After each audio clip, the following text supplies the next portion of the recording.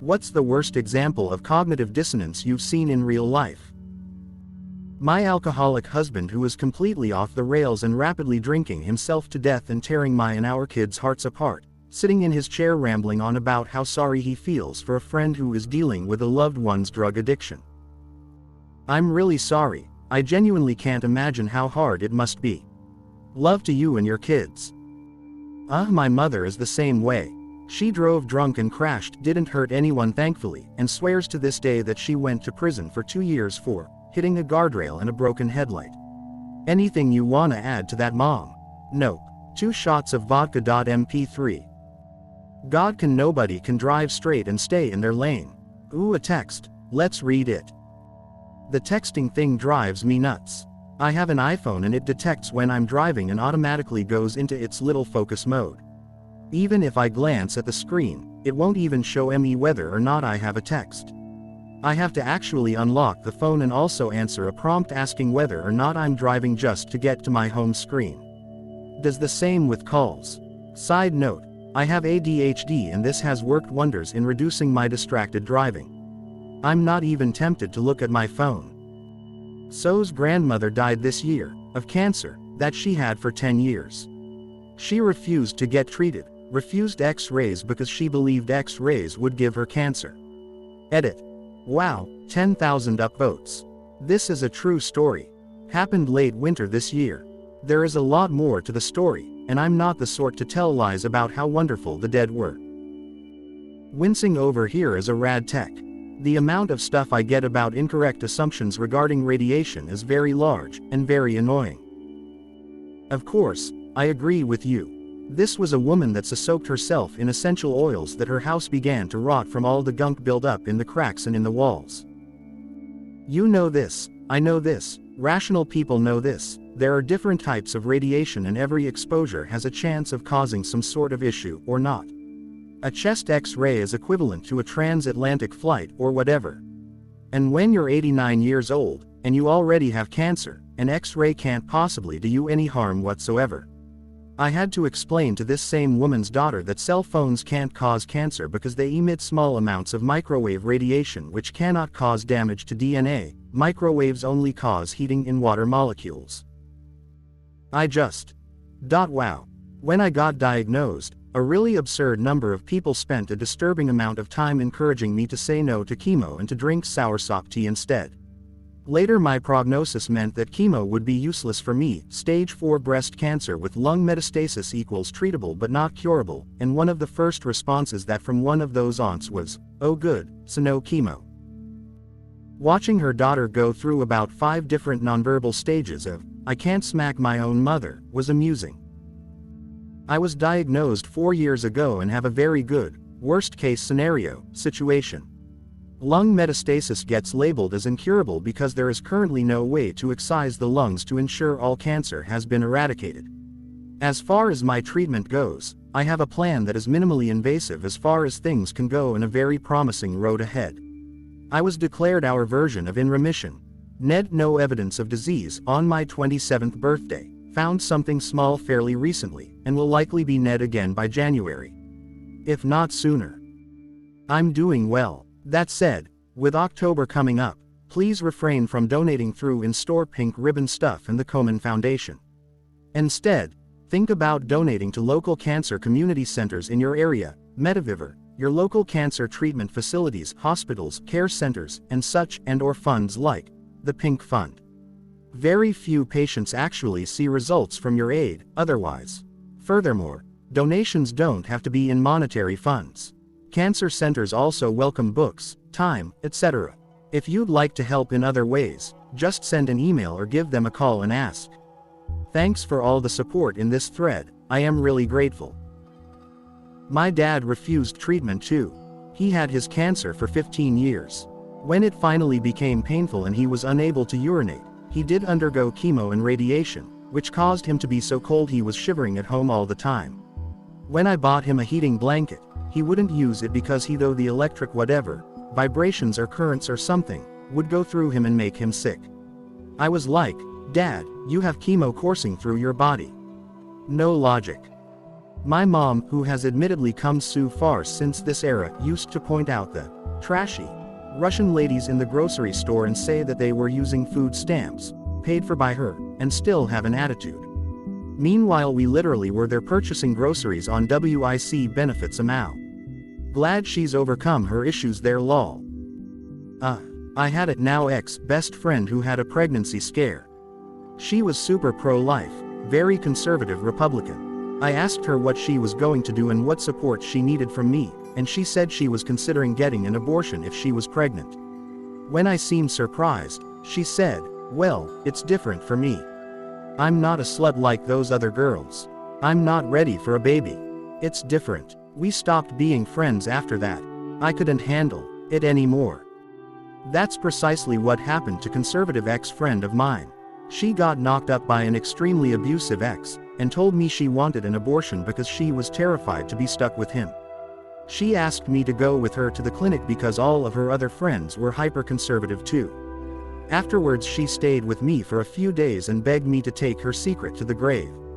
It took her all of 2 months to go back to posting violent pro-life bullshit on Facebook again. I had been friends with her since we were in kindergarten, but that was enough for me. People on government disability payments talking about cutting welfare. My dad has been on disability since around 1998, rather fraudulently I might add, because it took him ages to get full disability because he was perfectly capable to work a desk job, and very good with computers for the time, but he didn't want to do a desk job. So he finally got enough partial physical and partial mental health disability to add up to 100% by going to dozens of doctors and outright lying. For 20+ years he has sat at a desk all day playing computer with Fox News blaring 24/7 in the background, ranting about people living off of his hard-earned tax dollars so they can be lazy. It's pretty wild to witness. I am amazed by how often people who don't actually earn money, or don't actually pay taxes, complain about people living off of their hard-earned dollars. Could you buy a damn clue, please?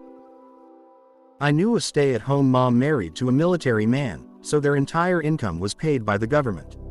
Then he retired, and she became disabled. He drew military retirement pay. Their health insurance was Medicare and Champus, both government plans. She was absolutely terrified that the government was going to take over her health care and bring her in front of a death panel because she was a blind diabetic. Reminds me of when Phil Gramm was being interviewed by Ed Bradley on 60 Minutes. Bradley pointed out that Gramm was raised on a government salary, went to school on government scholarship, or assistance of some sort. Then during Vietnam, went to work for some government agency. And then became a representative, and then senator. Living his whole life on government paychecks of some nature. And Gramm just told him, he wasn't gonna cut those programs. Hell, I've been on welfare and food stamps and nobody gave me a helping hand. That's basically what actor Craig T.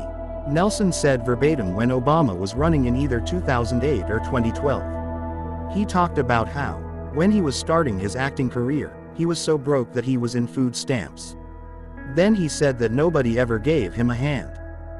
I saw a clip of that on the internet somewhere at the time he'd said that. Whenever I watch something with others, I'm always looking at something other than what others are seeing. I had to re-watch that several times because, for me, the person who was interviewing him seemed to be panicking and trying to lead him in another direction, rephrase it, etc. And at the time I was convinced that Craig T. Nelson had said that deliberately. Being a Medicare agent in rural South GA, I cannot tell you the number of times I've had clients complain to me about socialism and young people just being lazy and entitled and wanting everything handed to them while I was renewing their Medicaid and food stamps applications. That's my mother. Barely worked in her life, had a gazillion kids, on welfare for more than 18 years, Section 8 paid for her housing, free electric and gas and food stamps while her boyfriend worked under the table. She was forced to either go to school or get a job due to the Welfare to Work program, back in the late 90s, and finished a certification program and worked for the IRS where she then was injured at work. She has been on Social Security disability for the last 15 years. She goes on and on about people who cheat the system, immigrants who come here and want a handout and people who are entitled. I'm like, you are all these things. I broke the cycle by working 2 jobs in high school, got a scholarship for college in another state to get away from her, and even broke it off with my high school boyfriend because I refused to have sex as I was scared I'd end up like my mother. I don't live near her and make it a point to talk to her maybe once a month out of obligation because the delusion is quite literally unreal.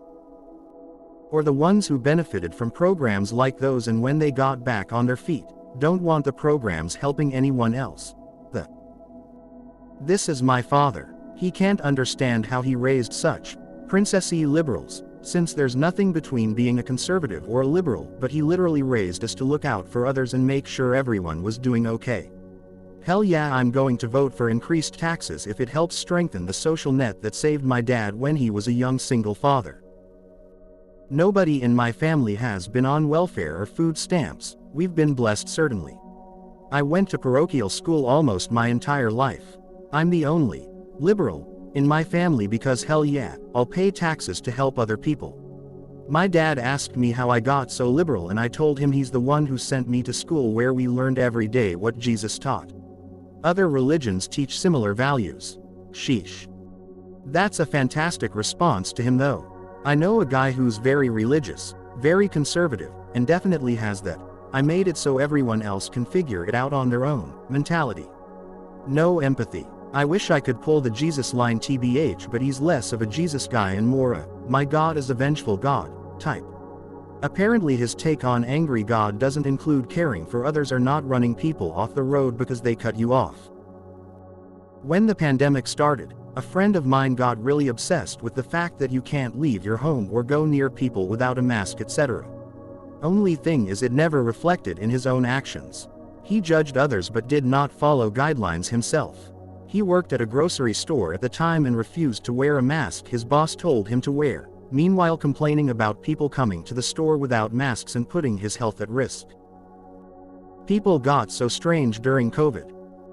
There's actually very little TP in a store at any one time. When people rush to the shops to stock up on a trolley load of their regular fortnightly, say because society is being locked down, it's likely the first thing to run out. TP is very voluminous. A typical single unit package of TP is usually a bulk lot. People don't usually buy it at every visit. Go to your local store and count up how many individual packets there are.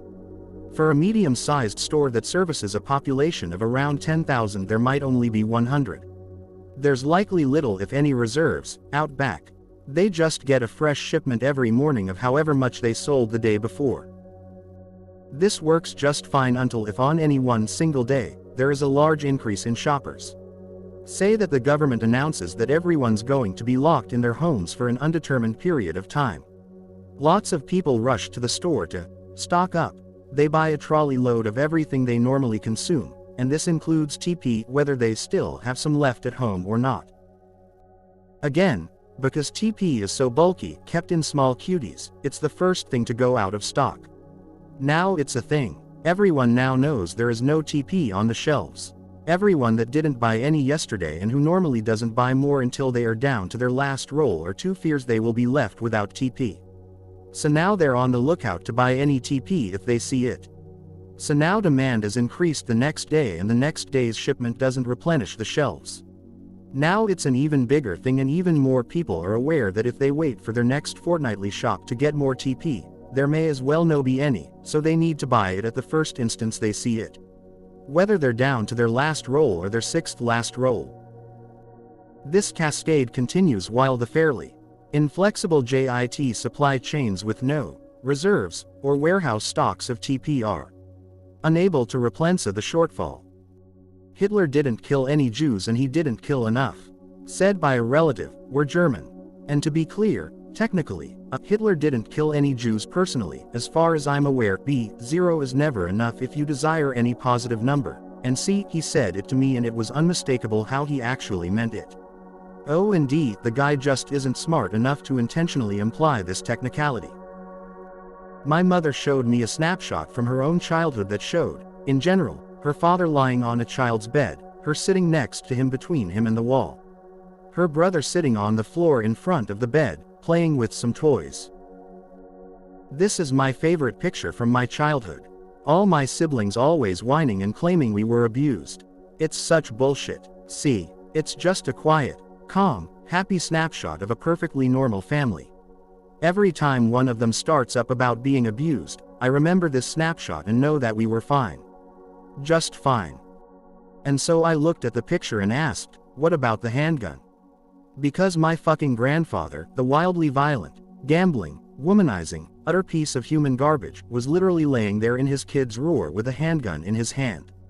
We aren't Americans. So yeah, that shit ain't normal.